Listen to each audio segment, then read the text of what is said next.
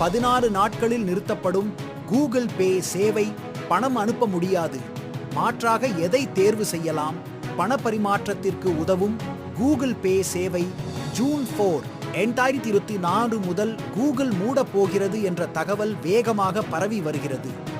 இந்த செய்தி உண்மைதான். கூகுளின் இந்த முடிவு இந்திய பயனர்களுக்கு எந்த பாதிப்பையும் ஏற்படுத்தாது.